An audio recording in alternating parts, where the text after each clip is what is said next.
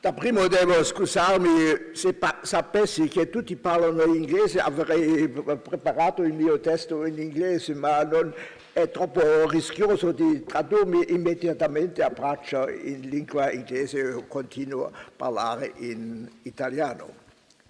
Parlare di popolo, nazione e Stato da una prospettiva teologica si è rivelato molto più complesso di quanto avessi inizialmente pensato, perché non sussiste concordia su nessuno di questi concetti. Per questo mi sembra opportuno chiarire innanzitutto alcuni concetti fondamentali, soprattutto quelli di dignità della persona, di giustizia sociale e poi illustrare su questa base il concetto di Stato e nazione e la visione della pace come frutto della giustizia. Primo punto di partenza e fondamento, la dignità della persona. La Bibbia inizia con una doppia rivoluzione nel racconto della creazione del primo libro di Mosè. Il punto non è infatti come Dio abbia creato il mondo, se in 6 giorni o in un processo di evoluzione durato milioni di anni. Il messaggio rivoluzionario per il mondo plurietnico e plurinazionale, sia allora che oggi, è Dio ha creato il mondo intero per l'umanità intera. Il monoteismo non è esclusivo, bensì inclusivo. Il Dio è Padre di tutti gli uomini, il mondo appartiene a tutti e noi tutti costituiamo l'umanità. La seconda rivoluzione, l'apice del racconto della creazione, è la creazione dell'uomo a immagine di Dio. L'immagine di Dio era per gli uomini dell'antico Oriente prerogativa del re. Questa prerogativa regale viene democratizzata nella Bibbia. Adamo è rappresentativo di tutti gli uomini, pertanto tutti hanno la stessa dignità regale.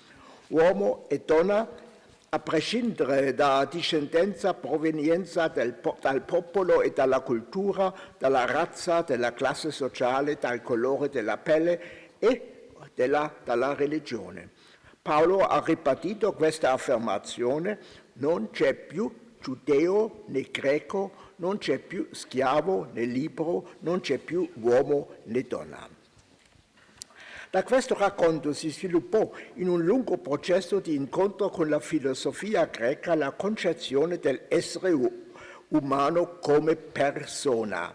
Stando a questo, la sovranità imago dell'uomo consiste nel fatto che la persona è padrona delle proprie azioni, libera e responsabile di se stessa. Attraverso la ragione non è racchiusa in un ambiente limitato, piuttosto è aperto alla pienezza del reale.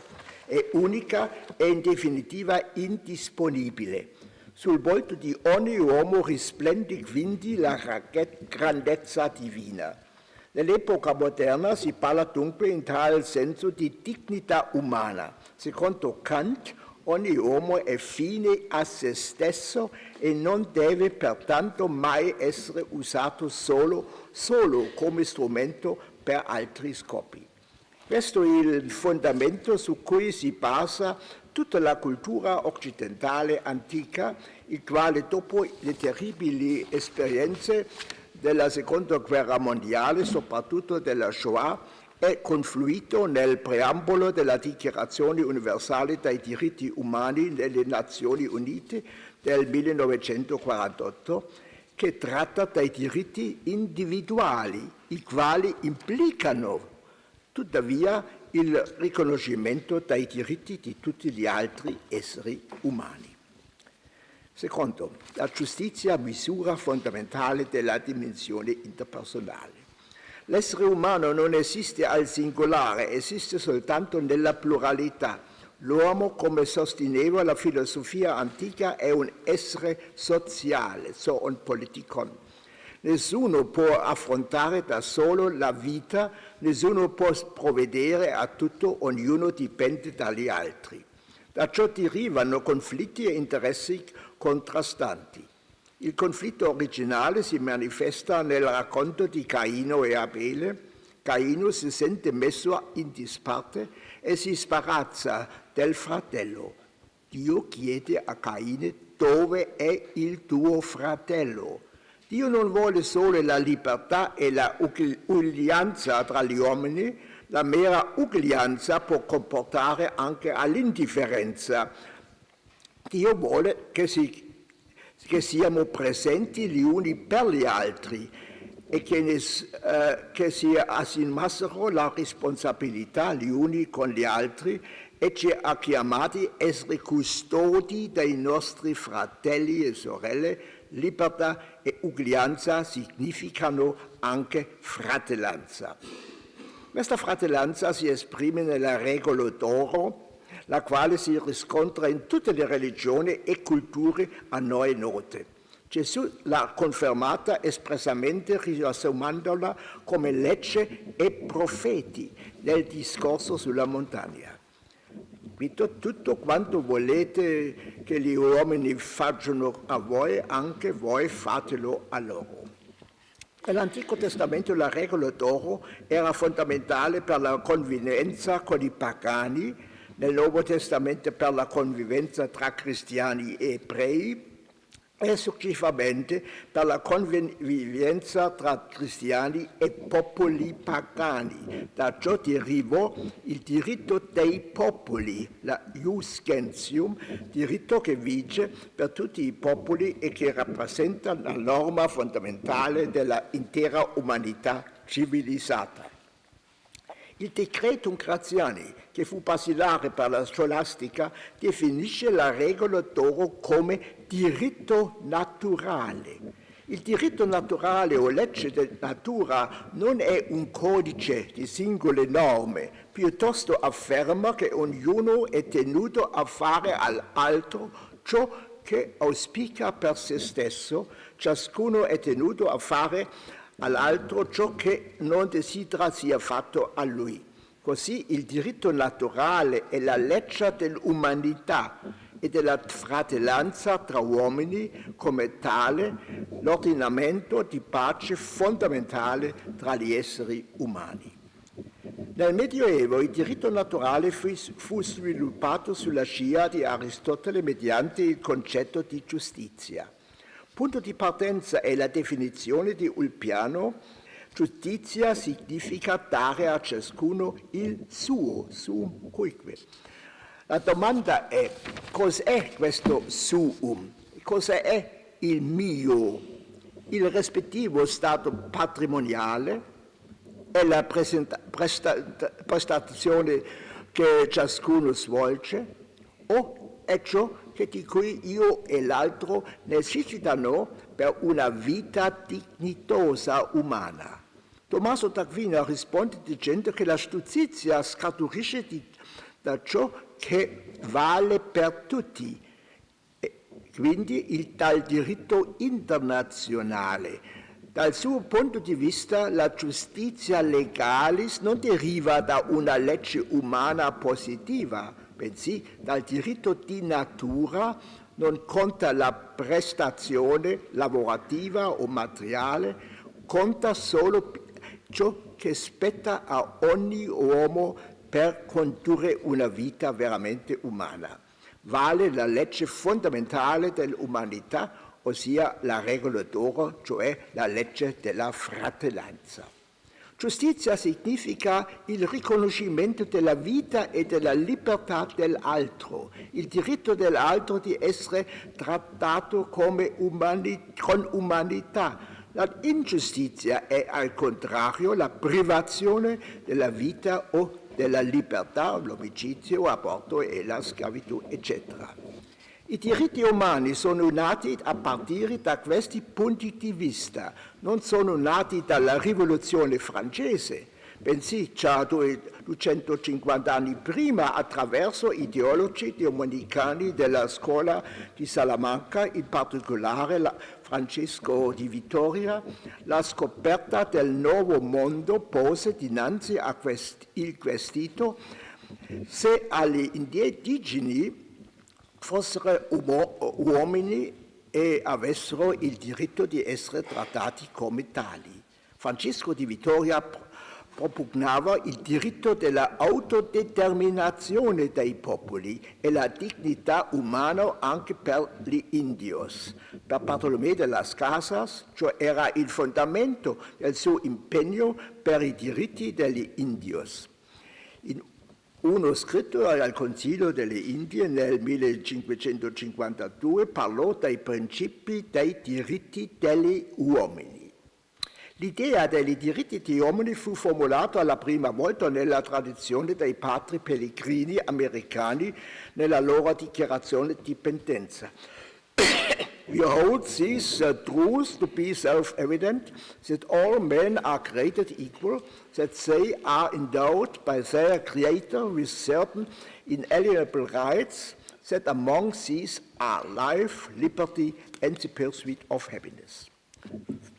Soltanto 25 anni dopo arrivò la Déclaration des droits de l'homme et des citoyens con la Rivoluzione francese. Non si trattava in quest'ultimo caso dei diritti umani, bensì dei diritti civili. Nessuno degli illuministi ebbe quindi l'idea di applicarli anche alle colonie. E così anche i salamacensi erano più avanti perché era per gli indios, ma qui soltanto per les citoyens.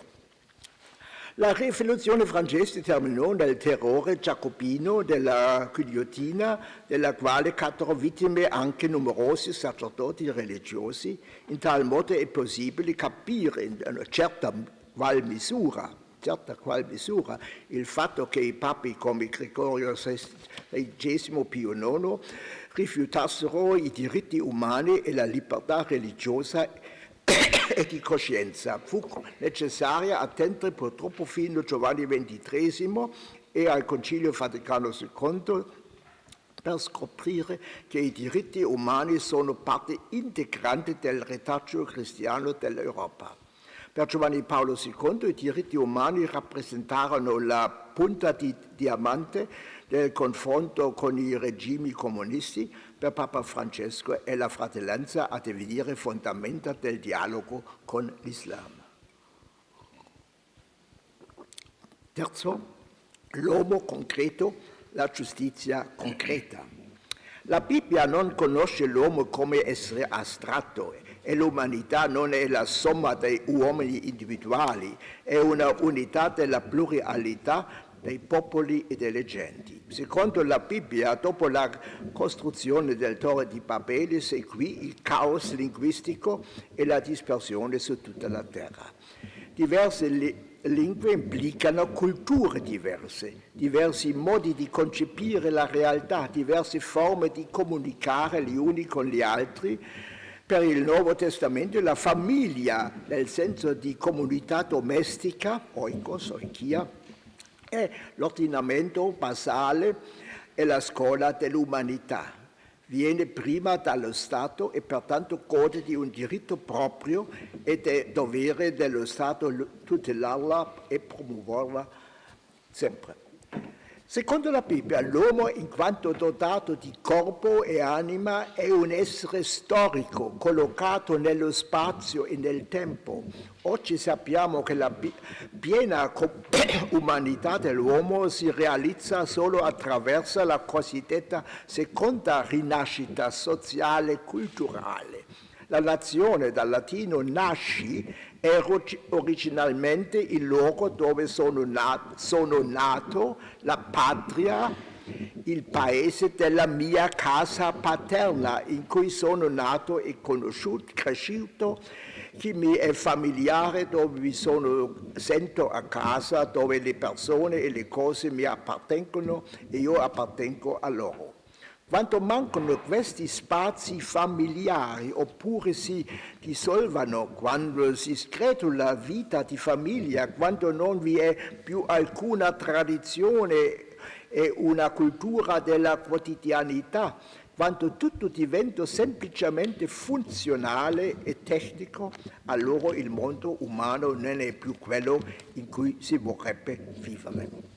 La giustizia è pertanto giustizia dovuta all'uomo concreto, I principi della dignità umana conferita da Dio valgono certamente sempre e ovunque, valgono per ciascuno in ogni circostanza, ma è stata la visione saggia di Aristotele e Tommaso d'Aquino a indicare che non si può determinare l'applicazione concreta dei principi universali in maniera sola logica e deduttiva.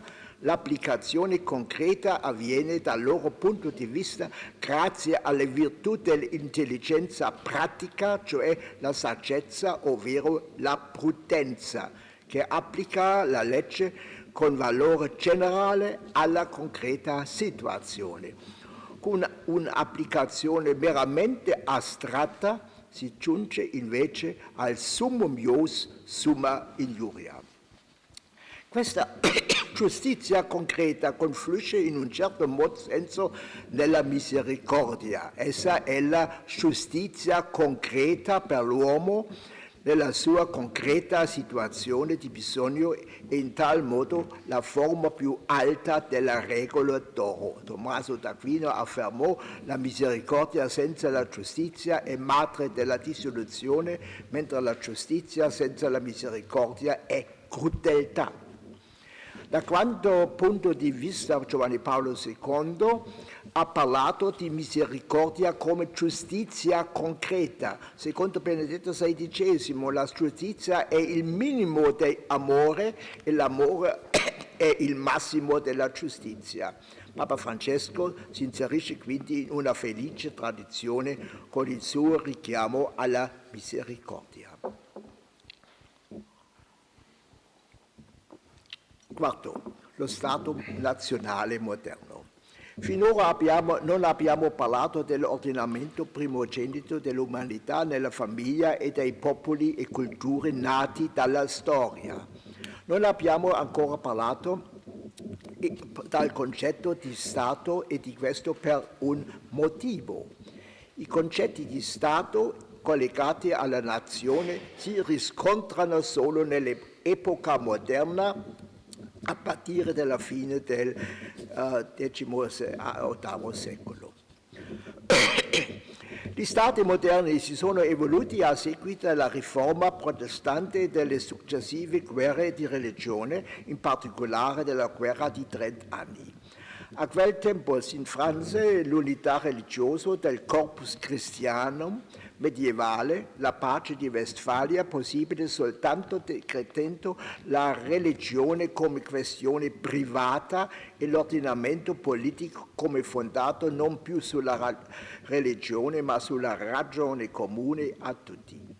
In seguito l'autorità temporale si ritirò dalla sfera religiosa, poi della scienza, dell'economia e della cultura, ci portò alla distinzione tra Stato e società civile. L'autorità esistente fino ad allora prese quindi la sua competenza in ogni materia. Lo Stato liberale pluralista di oggi non è più una societas perfetta nella concezione medievale del termine. Quando in una fase successiva, durante le guerre napoleoniche seguite alla rivoluzione francese, l'antico ordinamento europeo andò in frantumi. I popoli dovettero prendere in mano il proprio destino e darsi un nuovo ordinamento di pace sulla base del pensiero già tardo medievale della sovranità popolare. Lo Stato non era più l'autorità imposta da Dio e i cittadini non erano più i sottoposti. In questo contesto il concetto di nazione assunse una connotazione politica. Da prima era dove sono nato, questa è la nazione, adesso una connotazione politica, dalla nazione culturale si passò allo Stato nazionale e dall'appartenenza a un popolo alla cittadinanza di uno Stato.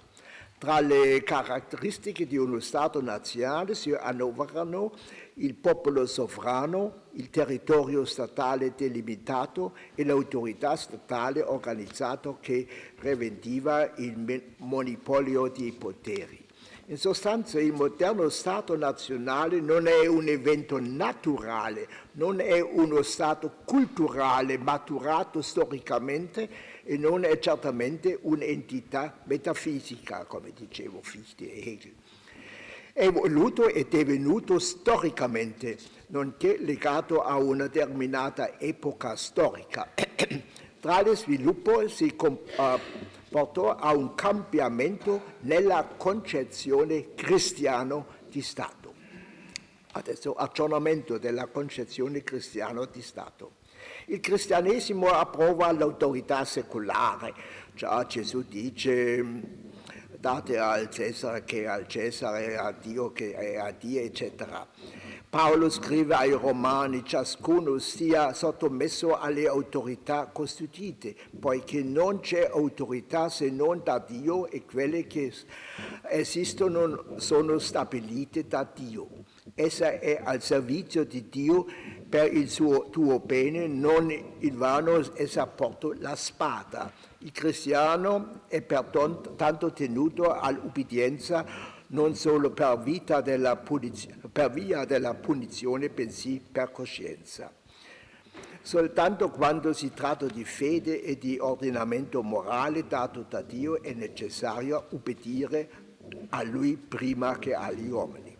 La cosa sorprendente di questa affermazione è il fatto che già a quel tempo qualsiasi cristiano sapeva che Gesù era stato condannato a morire da innocente sulla croce per mano dell'autorità superiore e che i discepoli stessi avevano già fatto esperienza delle persecuzioni.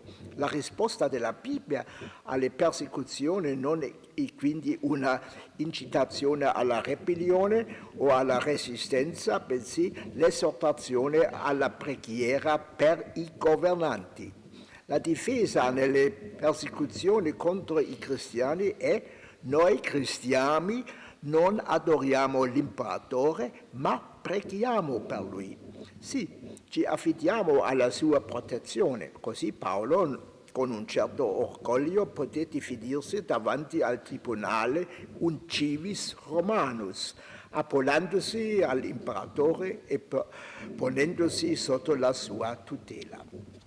La domanda è: come ci rapportiamo oggi a questi testi? Nell'esegesi odierna domina l'idea secondo cui Romano 13 si tratta di affermazioni condizionate dalla situazione di allora, che non devono essere trasportate direttamente al presente, perché l'autorità di cui si parla nella Bibbia non esiste più nell'odierno Stato democratico. Oggigiorno i governanti sono eletti dal popolo sovrano e rispondono al popolo grazie alla suddivisione dei poteri. Non hanno più la spada in mano, bensì sono sottoposti anche essi a un'autorità giudiziaria indipendente. Il Concilio Vaticano II ha tenuto conto di questo sviluppo. Da un lato ha contestato che la comunità politica e l'autorità pubblica trovano fondamento nella natura umana.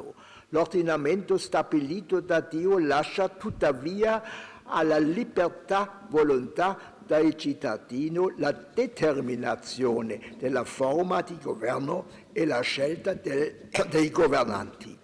La dottrina della Chiesa non prescrive alcuna forma determinata di Stato, bensì la lascia alla libera scelta dei popoli. Il Concilio si attiene quindi all'ordine sociale fondato nella natura umana, ma la forma concreta è lasciata al libero arbitrio. In tal modo, diversamente dal contratto sociale propugnato da Rousseau, il libero arbitrio del popolo non è costitutiva dell'essenza, bensì della sua applicazione concreta. Ne consegue che la valutazione di uno Stato non avviene in base al criterio della forma concreta della sua Costituzione, bensì valutato se esso sia all'altezza di realizzare il suo obiettivo e scopo essenziale. Lo Stato non è fine in se stesso, è al servizio dell'uomo e della giustizia tra uomini. In tal senso non deve tutelare solo la libertà del singolo, ha altresì il compito di operare al servizio del bene comune. Il bene comune viene definito come totalità di premesse che consentono e promuovono la vita e la libertà del singolo, delle famiglie e dei gruppi sociali. Ciò include i due noti principi di sussidiarietà e solidarietà. Lo Stato non dovrebbe decidere tutto da solo, piuttosto sono le unità più piccole che antistano allo Stato a dover fare tutto il possibile. Tutti dovrebbero però considerare il bene della totalità, in particolare dei membri più debili. L'idea della giustizia del bene comune si rifà all'antico insegnamento della giustizia distributiva, cioè l'equa distribuzione dei beni naturali che appartengono comunemente a tutti. L'equa distribuzione, come dice Gian Tommaso d'Aquino, deve avvenire in modo da soddisfare i cittadini. La giustizia distributiva non è quindi solo un processo top-down, esige altresì l'accettazione di quello bottom-up. Quando la giustizia sociale viene lesa gravemente e l'autorità statale diviene tiranna, sussiste un diritto di resistenza perché il cittadino è anche sovrano. È il vantaggio dello Stato di diritto democratico che include sin dal principio nel suo sistema forme di resistenza pacifica, libere elezioni tenute regolarmente, suddivisione dei poteri, diritto di esprimere una pubblica opinione, diritto di manifestazione e di sciopero. Tutto ciò conferisce allo Stato di diritto democratico una considerevole capacità di adattamento e di integrazione. E per questo la migliore tra le possibilità peggiori, come ha detto Winston Churchill, l'umanità non è riuscita finora a trovare di meglio. Lo Stato di diritto democratico, poiché nato dalla storia, non ha però una garanzia di eternità. Oggi si trova affrontato con grandi sfide. Sesto punto, sfide attuali dello Stato nazionale. Vorrei iniziare dalla sfida fondamentale. C'è un famoso detto che afferma: cito, lo Stato liberale secolarizzato vive da presupposti che non è in grado di garantire. Presuppone che i cittadini a grande maggioranza riconoscono la dignità, la libertà e il diritto di tutti gli altri, siano pacifici e tolleranti, capaci di consenso e di compromesso e rispettino le decisioni della maggioranza. Tuttavia, non può garantire queste promesse con i mezzi della coerzione giuridica se non vuole divenire uno Stato autoritario o addirittura totalitario. Lo Stato di diritto democratico fondato su tali presupposti è nato non esclusivamente, ma comunemente sostanzialmente su basi cristiane. Attualmente le convinzioni cristiane fondamentali stanno però subendo una erosione in Europa, mentre nel mondo non occidentale ancora mancano del tutto. La maggior parte dei paesi non occidentali ha adottato le strutture formali dello Stato democratico, tuttavia in Africa e Asia si stanno affermando i valori culturali autoctoni a seguito di una decolonizzazione spirituale e culturale.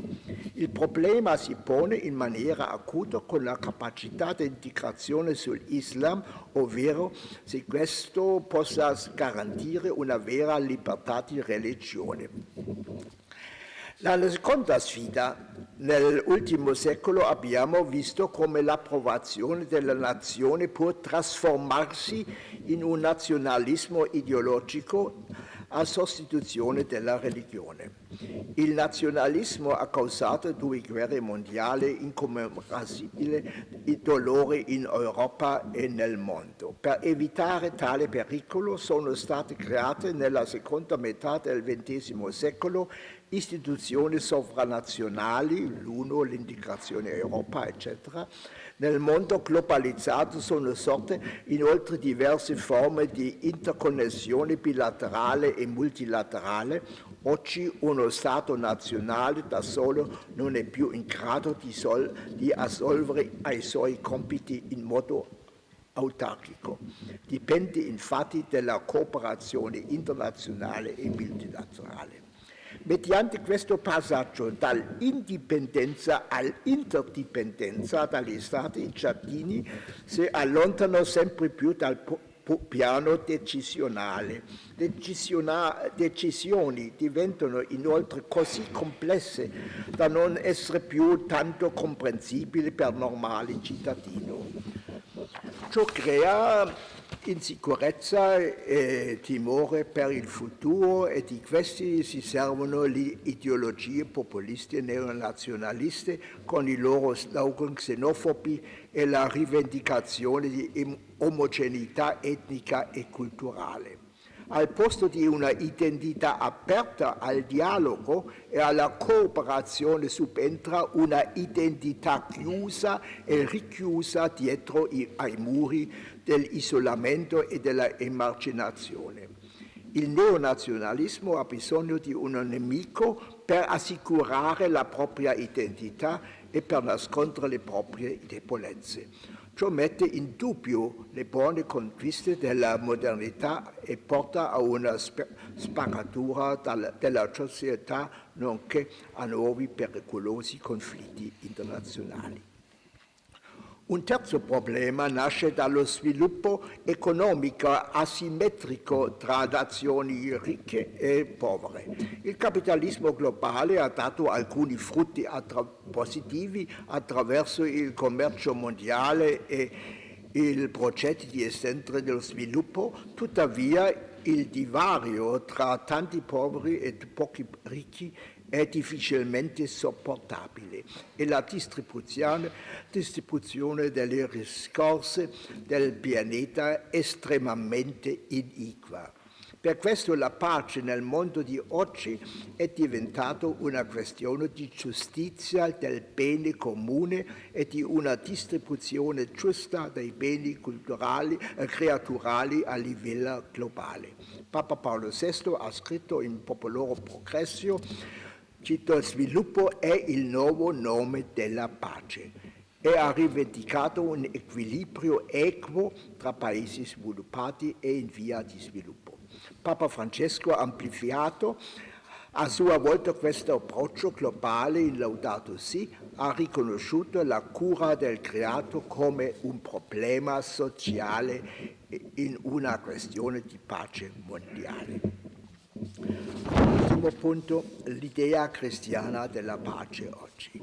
L'etica cristiana della pace ha vissuto una svolta negli ultimi decenni, passando dalla teoria della guerra giusta alla questione della pace giusta. In tal senso può richiamarsi alla tradizione profetica del pellegrinaggio escatologico del popolo. Il Papa Francesco ha affermato nella sua predica a Sarajevo nel 2015: pace è il sogno di Dio, è il progetto di Dio per l'umanità, per la storia, per tutto il creato. In ultima analisi, la visione della pace giusta risale a San Agostino: se non è rispettata la giustizia, Stato sono soltanto bandi grandi di ladri. Adesso devo omettere e continuare. Oggigiorno Si ritiene che siano 4 i pilastri su cui si basa l'etica della pace. Il primo, la tutela mondiale dei diritti umani fondamentali, la quale include anche la tutela della dignità umana delle minoranze. Secondo, la promozione della democrazia e l'edificazione dello Stato di diritto con le sue strutture che consente forme di partecipazione e decisione per tutti.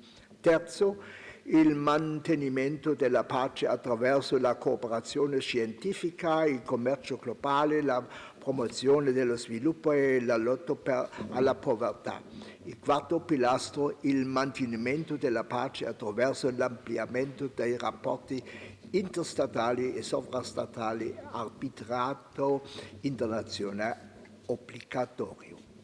Ritengo che tutto questo sia importante, ma non sufficiente.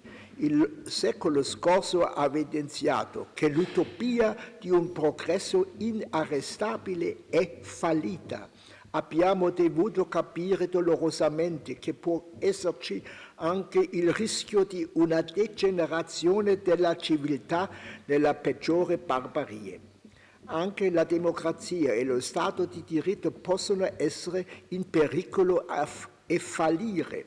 Vivono di presupposti